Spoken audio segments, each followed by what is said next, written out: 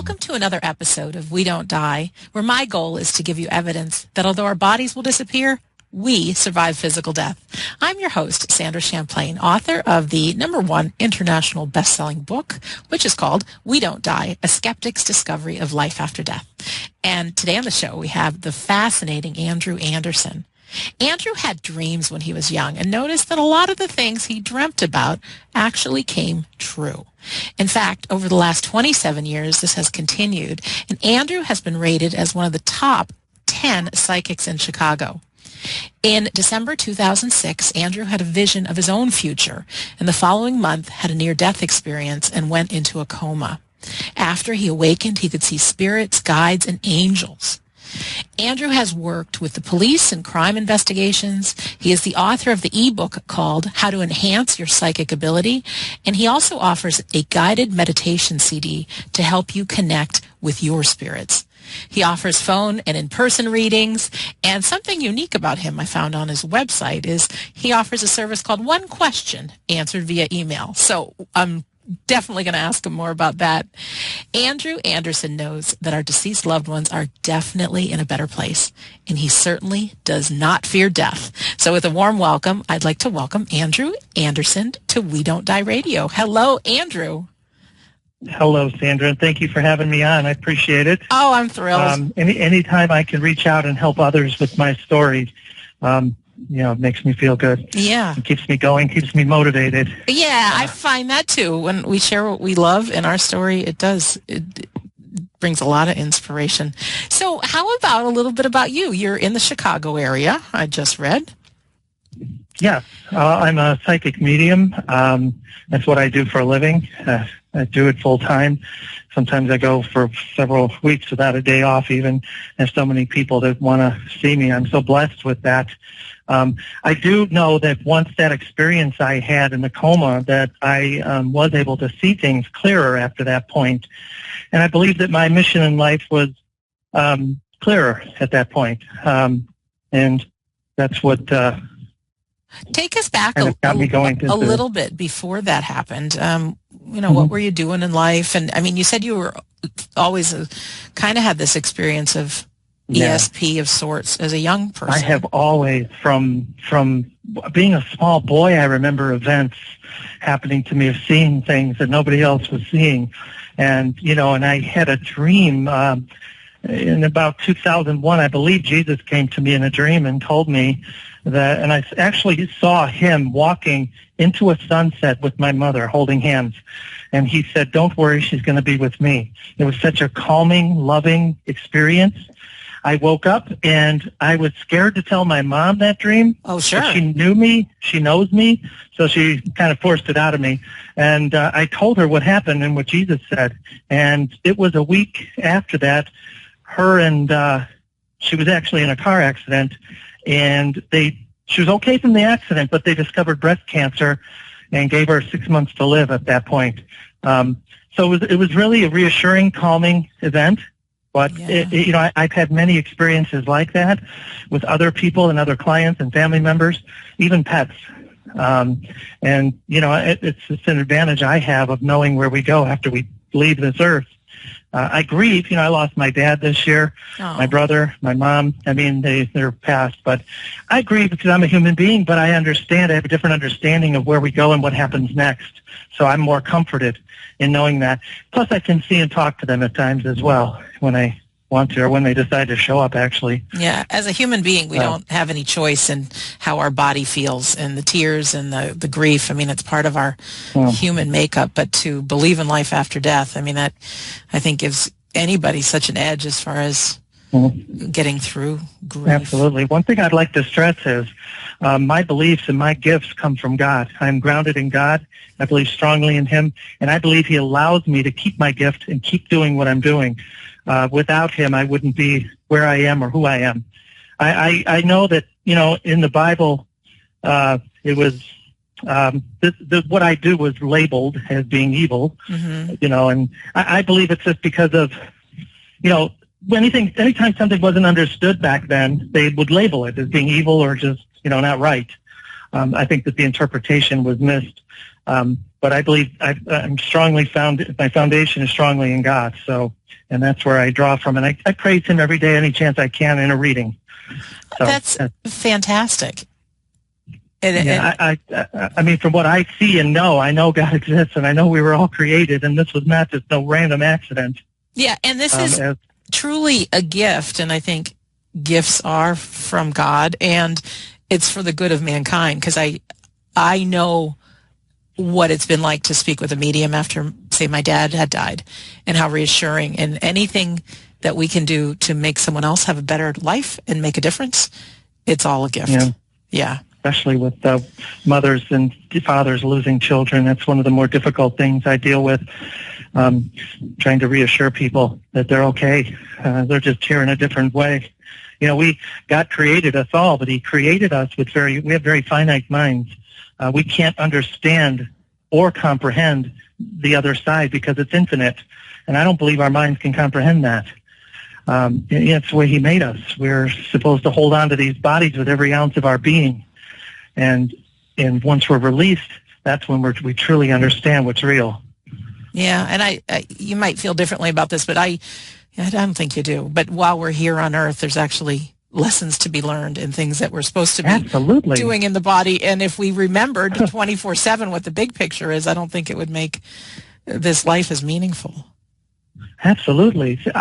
My belief personally is I think that we get reincarnated, and that's where the term old soul comes from, because I believe that God is perfect, and one of the worst things you could imagine is crossing over and being separated from him. And I think that so we are given more chances. We come back and learn lessons in new bodies, and once our soul's at a certain point of evolution, I believe that we're able to stay on the other side with God if we choose to. Yeah, that's pretty powerful. Were you already a medium before you had your near-death experience? I was, yes. I mean, I was psychic then, but I wasn't doing it like full time as my career. I was just doing it. When I first started, I was doing it for free, and I was just helping people. Then it became overwhelming. There was just so many people exponentially that were coming to me that I had to give up my other career to do this full time.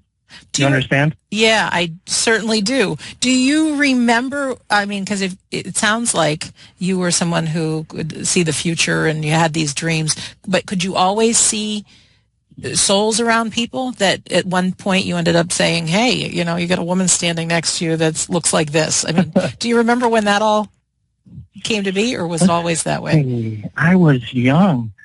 And again, there's listeners can read my blogs at my website. It tells stories of some events that happened to me with my spirit guide, Carl. Oh, let's tell you saved me. Your website before we go too much further. Okay. No, your website is psychicmediumreading.org. Correct. All spelled as one word, psychicmediumreading.org. Okay, back to you. You were saying, and I rudely interrupted you, and you mentioned something about Carl, so I need to find out about his spirit guide I was talking about my blogs that are on my website. Right. They offer some insight to my guide and how I listened to him and learned how to listen to him. We're very impulsive as human beings. We want what we want, and sometimes we don't really listen to our guides and what they want and what they think is best for us. I try to help people on a daily basis with learning how to listen. That's sort of what my CD is about as well, learning how to listen. And the stories are on my blogs there about Carl and how he's saved me from accidents, being shot, tickets, different things like that. So in answer to your question, I don't think I quite understood it, though, when I was little. Right. But I did see things that other people didn't see. And I knew that because I would ask like a brother or something if they would see this, what I was seeing, and, they wouldn't. So I always did know something else was around people, some other spirits and stuff. Yeah. And what happened with, could you walk us through your near-death experience? Oh, yeah. What happened? Well, it was about a month before this event. I felt something was coming, something big. Wasn't exactly sure what it was, but I knew it was coming. And then I came down with pancreatitis really bad. Went into the hospital. Within a day or so after that, I developed double pneumonia. And I had all that happen to me at once, and my body shut down, went into a coma, and I was actually in ICU for 36 days. Wow. Wasn't in the coma that long, but the experience was life-changing. It was unbelievable. I remember going to the other side. I was with my mom, my aunt, and everything was so bright and beautiful. The colors were magnified. Everything became clear to me. And I didn't even think for 1 minute that I wanted to leave where I was. I thought I finally made it. That was the feeling I had. And there was, I believe that we don't have hatred, anger, guilt, or any of those emotions on the other side. But one of the emotions that I do remember was frustration. I actually have family in Las Vegas, and I went there, and I was standing there next to my brother-in-law watching him garden, and I was so frustrated that he couldn't see me. I was like, I'm right here. Why aren't you seeing me? And I was trying to talk to him as if I was alive. And again, that goes back to we acclimate to the other side. It takes time, and it takes everybody acclimates, I believe, in a different time to figuring out exactly where they are. You know what I mean? Yep. But when I came out of the coma, I remember I told my brother-in-law what he was doing, what time of day it was, even what he was wearing, and he freaked out. He said that was exactly right, even to the point where I saw him stumble. And I was in a coma here. I was here in a coma in Illinois, and he was in Las Vegas, so I had no way to know that. So he found that fascinating, and so did I. But I remember my mom showing me how easy it was to get around, for lack of a better explanation. Mm-hmm. And then all of a sudden, I remember like it was yesterday, her pushing me back, that feeling of being pushed, going from that feeling of being so alive to back in the body, the transition, the weight, the blah. It wasn't a good transition because I was just so alive and so in love with where I was, right. And then all of a sudden it was gone. When I was on the other side, it was me. I felt like I had my body, but I didn't have like the weight or the physical restraints that the body has. But it was me, and it's really hard to explain exactly, but I know it was an amazing experience and one that changed my life after that, because after that point I started seeing things clearer, and that's when I started helping with the police and some other cases and stuff like that. Can you tell us a little bit about what you did with the police? Well, I work with Stacy Peterson's sister. I don't know if you're familiar with the Drew Peterson case. Oh, the cop that killed his wife. Yes. Yeah. I was working with her sister for a couple of years trying to find her body. And I was one of the only ones she trusted, actually. She gave me Stacy's belongings, and we were trying. And actually, 3 of the places that I led us to, we brought cadaver dogs out. And there was actually, like one place in particular, it was by a tree. And the dog laid right down in the spot I said I felt a body was there. And it turned out a couple of years earlier, a man had hung himself from that tree and laid there for weeks before anybody found him. It was almost in the exact spot. And wow. So some of the places that I led them to, there were actually bodies there. Not while we were there, but I mean at one point some people had found them in the past. Right. So, but we were unable to find her body. There was another murder case in Tinley Park, where a cop had killed his wife and put her in the trunk of a car and left her at a forest preserve. And I think it was the sister or the best friend came to me and was wanting some answers. And I had seen that the gun was taken apart, and I felt there was a piece of the gun around the house somewhere, maybe outside or something. And I believe that the guy was actually arrested. I said he would be arrested I saw snow, and it actually turned out it was the following winter he was arrested, and they did find a piece of the gun that was used at the house. So that was kind of exciting. Oh, yeah, I bet. Recently, I had I think it was August, I had the old mayor of Fox Lake here getting a reading, and I had said that there was evil coming to their town. I said there was about to be a crime that has never been committed before. Well, it was a week later, the lieutenant was just killed in Fox Lake. I don't know if you're familiar with that news there where you are. No. But, yeah, he was all over the national TV. He was a loved lieutenant. He was a hero. So that happened. They called me back, and I went down to their town and did a reading for a big group. And I had told them that I said, there was a lieutenant, an old police chief, Ed, was coming through for the mayor. And I said that he's saying that this Joe guy is no hero, that he's a liar, a cheat. And I said all these things. I didn't like saying it. I wasn't comfortable because of how he was perceived as being this hero. And it just came out a couple weeks ago. You can look it up on the news that he was a thief and a cheat on his wife, and all the things that I had said were valid about him. So now they joke, and they called and said they're not even going to have to listen to the news anymore. They're just going to call me. Oh, yeah, absolutely. Andrew, you sound so passionate when you speak. You are so inspiring just in who you're being. Like, you are a giver. You're out to make a difference and make a difference in people's lives. Thank you for who you're being, because I'm just listening to you, and thank you. I've not heard anybody everybody's passionate, but you're like, awesome. Now tell me about, go ahead. There's so many people out there that don't believe and just are stuck in their miserable lives, and they're unhappy, and they don't know why. They're not fulfilled. I believe we're all programmed from birth to believe what society, school, government wants us to believe. We're a product of our environment. Yep. And then we grow up, and some people start realizing that what they learned or were taught was maybe not so accurate. So we start thinking out of the box a little more and realizing that wasn't the truth. And I'm trying, a lot of people also stay stuck in believing that. I think that someone's life is much more fulfilled knowing we have guides around us and angels protecting us and people and spirits that have passed that want to help us. Once we tap into that, our life becomes more fulfilling.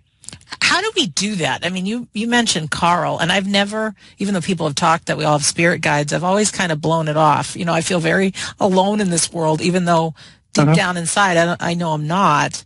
But who is Carl, and how can we tap into our guides?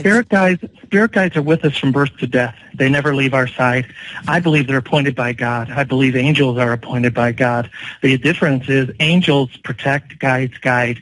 The angels, and another difference is angels have never had lives on earth. Guides have. So guides have a better understanding of what we go through as human beings. If you go back to some mistakes you made, we all have. Yeah.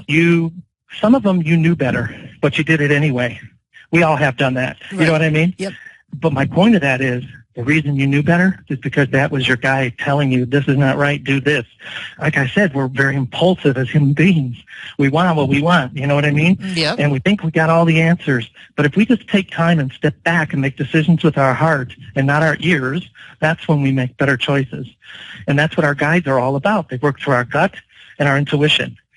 I believe it's a matter of separating the left side of the brain from the right. Our left side is our processing, analytical side, our ego. Our right side is the creative side. Okay. If we learn to compartmentalize the brain, separate the two, listen to that right side, we make better choices. And that's what I try to help people with every day, because it's easier said than done. It takes practice and time. I simplify it by including my guide, or I have my clients to include their guides in every decision in their life, just about at first, to practice, like even down to an outfit, like putting out 2 outfits to wear. What am I going to wear? Ask your guide. Feel the answer on the right side of the brain. You pick it up immediately and choose that one. Breakfast, lunch, dinner. These are just examples of things that we can do to connect to our guides better. Have a choice for breakfast, lunch, dinner, include the guide in it. Once we form a habit of listening to that right side, when our guides are trying to tell us something serious about danger or to avoid an accident or something, we listen without hesitation. You know what I mean? It's all about retraining the way we think. That's great. That's great. And how about tapping into that right side a little bit more through things like being present and being quiet in our mind? Because I know, man, my left side just wants to keep talking. Is there a way to tap into that a little bit more? Yeah, through meditation. I believe that more people have to open their third eye. That takes practice. If you can open your third eye in meditation, when I used to do readings in the beginning, I used to have to always look to my third eye during the readings to get certain messages. I've done so many since then, so I don't need to do that anymore. It automatically happens. But with practice, opening that third eye is the key too. You know what I mean by that, right? I do. I think it's kind of in your forehead area, or yeah, between the eyes, between the eyebrows. Between the eyebrows. Yeah. And how do we? You got to kind of look cross-eyed to look up at it. Look cross-eyed. That's how you focus. Yeah, okay. You can look cross-eyed, look up into the third eye, and then close your eyes as you do it. See, I always tell people that. People, they always tell me they see a spirit, but it's usually out of the peripheral vision. And I'm like, well, don't try to look at it because you're never going to see it. So look, immediately when you feel a spirit presence around you, you look to the third eye.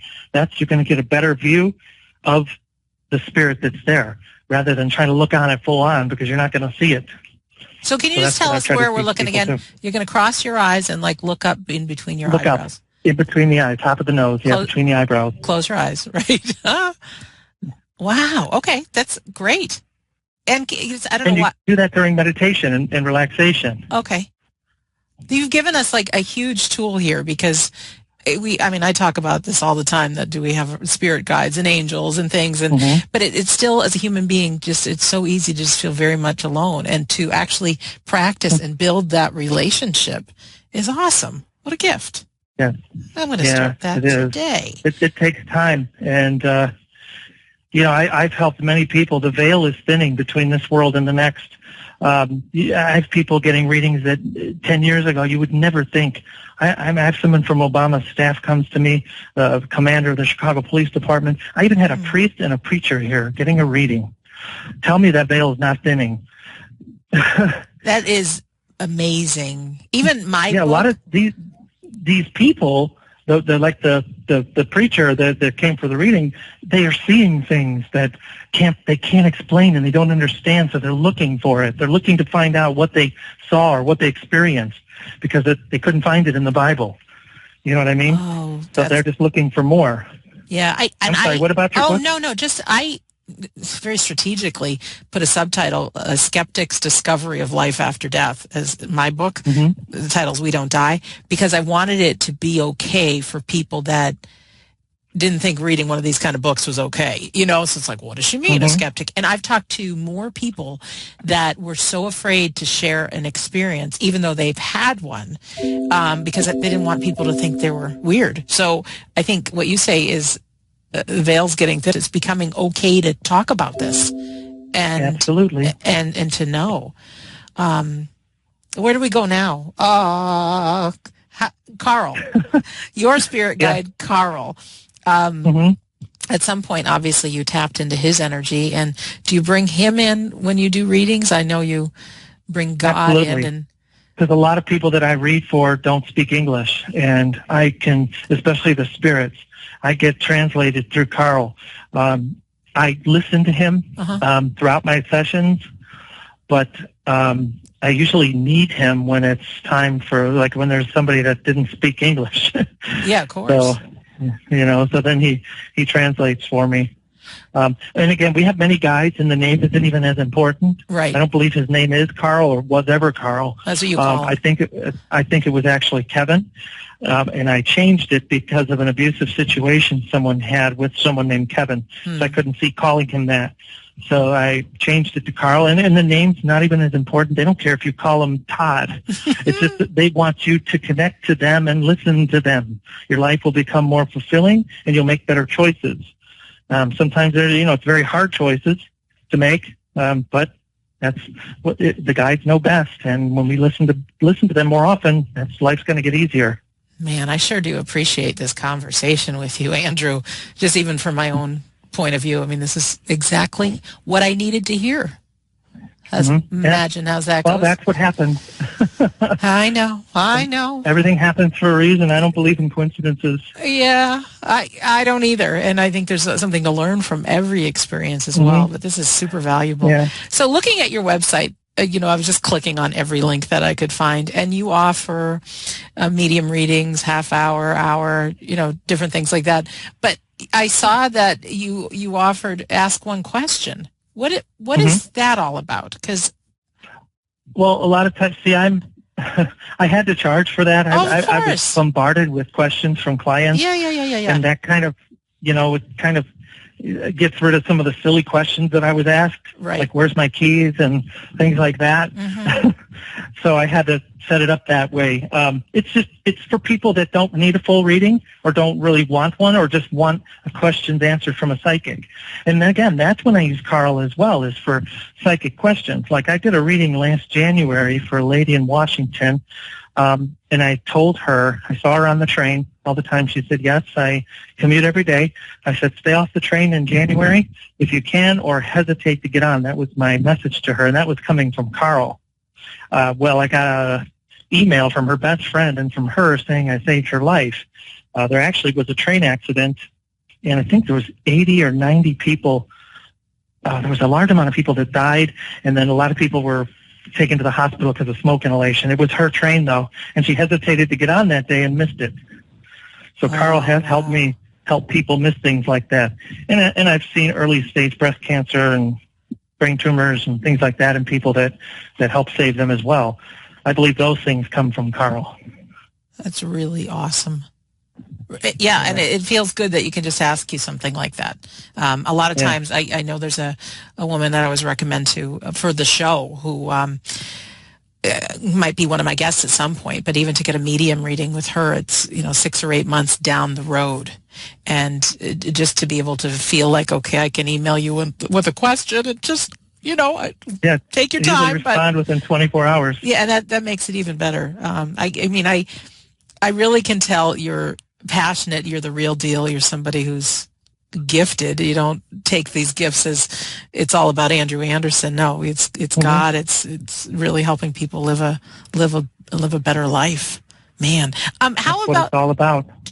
I've heard people say to me that they're worried if their loved one has just passed away. I mean, can they come through immediately? A lot of cases, yes. A lot of times it depends on their how old the soul was, or their circumstances behind their death has something to do with it. Because I've seen spirits that I believe there's a lot of randomness. I don't think God created a bunch of robots and he has his hand in everything, because he doesn't. He allows certain things to happen. Right. And I've seen, like one of my stories on my blog, I avoided a head-on collision and a lady died right in front of me on the road. I would have been in that accident had I not been diverted or delayed by Carl. But I had gone by that road the next day, and I'd seen her spirit still wandering that road right there, that same spot. It's like she didn't know she was dead yet. So a lot of times the spirits on the other side do know you're going to pass, like for cancer or things like that. Right. But when there's a random accident or something, sometimes the spirits don't know they're dead even. You understand? I do. Did I answer your question? You did. I'm visualizing it. I'm just thinking, wow. Yeah, but spirits, sometimes it takes months for them to come through, but in most cases I can read them right away, because I think that spirit stays around the person who's grieving the most, the longest. There's really no concept of time on the other side. So years is even like minutes to them. So they hang around the person trying to help through the grieving process. That's great. Yeah. Oh, I am so, I don't want this to end, this interview, but I'm at the point where I don't know what to ask you. Does that sound silly? What haven't I asked you that you want to share that would make a difference in somebody's life? How about that? Put you on the spot. Let's see. I think that people would do more with surrounding themselves with more like-minded people. I think I see a lot of that where people are alone in this. They know they believe, they know they want to believe, they want to be with people that are believers as well. It's like the stick theory used in the Bible, where they say if you go to church, you should go to church to fellowship, because one stick breaks very easily. Have a big group of sticks and it's much harder to break. You know what I mean? Mm-hmm. So I think more people need to have more like-minded spiritual people around them in order for them to grow in this as well. I think that would be beneficial to them. And I try to put together like roundtable discussions in my house, just with a few people, intimate group, and we just talk about things psychic and their experiences. And I think people all over the country should do more of that. Yeah, I like actually. that. People need people, and left to our own devices. Speaking of myself, I'm often listening to the left brain who is critiquing everything that I do, and I'm not good enough, and da-da-da-da-da-da-da-da, and I feel very much alone. So I think to join forces with people, it keeps you speaking positively. And like we were talking at the beginning, the more you share your story and you share what inspires you, you pass that on to other people as well. Mm-hmm. Wow. Absolutely. So when did you write your book? It was published January 2013. Okay. Yep. Are you working on the follow-up? I have some ideas. I'm supposed to be. I see your ideas. I just feel like you're not motivated or you're busy, I see. But I think that you have some great ideas. Maybe you get them periodically throughout the day. Right. Maybe you need to record them so you don't forget them. Okay. Then when you're ready to sit down to do your next book, you have all this information collected. You know what I mean? Yeah. Because I see some good ideas and things and thoughts that maybe get dismissed because you get busy or something. Yeah, I'm very busy, and you're right. Pay attention to them. Well, thank you for that. Because a lot of people have asked me too, when's the next book? So it's like, okay, all right. Oh, thank you, Andrew. Yeah, it was nice to meet you. Yeah. Are you ever in the Chicago area? I am in the Chicago area. Yeah, usually once or twice a year when I'm driving through there. Well, you can come and see me in your travels. Love that. I would love that. Let's see anything else we need to share. This flew by, but it was jam-packed with inspiration, passion, information, and some tools, like opening up our third eye and feeling that our guides are right with us and building that relationship just through simple things throughout the day. It's very hard for us as human beings to comprehend the other side. That's not the way God made us. We can't understand that the people that cross over are more alive than us. We don't comprehend that. It's not in our DNA. No. But we need to, the more we learn and grow in this and understanding it, then we do start realizing that. I mean, I feel like a lot of the things that happen to us in our life, we actually pick them before we come into these bodies. I know people would say, who would pick cancer, or, you know what I mean? Well, people do. You get the most growth with the more devastating things you have in your life, Wow. Another thing about kids, too. Kids are the oldest souls that you could imagine. The kids that pass, a lot of people blame God, or they get angry at them and just stop believing. And, what they don't realize is they've learned all their lessons. The kids that pass usually are the ones coming down to teach. They've already learned their lessons. They come down to teach people. So when a child passes, a lot of people learn exponentially about what happened and learn from the experience. And that's usually what those children are meant to do. You know what I mean? Mm-hmm. It's really interesting that you say that, because I've had in my mind a book that's a children's book, maybe for the parents, that those kids that end up passing away early, that they're actually these superheroes that are like old souls that are here to teach, and they give the biggest gifts. So it's really interesting that you say that, and then you mention the book. So now maybe we could collaborate on a book in the future. I would love that. I would love that. I'm not a good writer. I just have all the ideas and experiences. Yep, but there's people that can make it all sound good, and I think from my own... Like in my book. Well, I think this goes for anybody who's even looking to write a book. You just be in conversation, like you talk to a person, and that's the easiest way for people to read, like they're being in a conversation. Oh, Andrew, thank you for being here. Really, thank you. Yeah, thank you. It was nice to meet you. Nice to meet you, too. And for our listeners, I just want to let you know that you can either go to our website, which is WeDon'tDieRadio.com, and see who this wonderful Andrew Anderson is that we've been talking to. And I also have a link to all of his information where you can find out more about his CD and his ebook and his readings and his website. And if you want to also just go to his website, which is psychicmediumreading.org. So in closing, anything else, Andrew, before I end? the conversation? No, I just want everybody to keep an open mind and have a blessed day, really, and try to learn and grow in this every day so we have a more loving and fulfilling life. Loving and fulfilling life. Yep, that's what it is. Yep, so those final moments, wouldn't it be great if those final moments while we're here on Earth, we actually look back and we're like, wow, we played full out in that one, and really there's a lot of joy, and you made a difference, and you got your money's worth out of it. Wow. Well, Andrew Anderson, thanks for being here. And for our listener, just in closing, you've been listening to... Sandra. You're welcome. You're welcome. You've been listening to We Don't Die Radio. I've been your host. My name is Sandra Champlain, and I do believe with all my heart that life is an education for the soul, and that your life here on Earth is important. So thank you for listening, and we'll see you soon.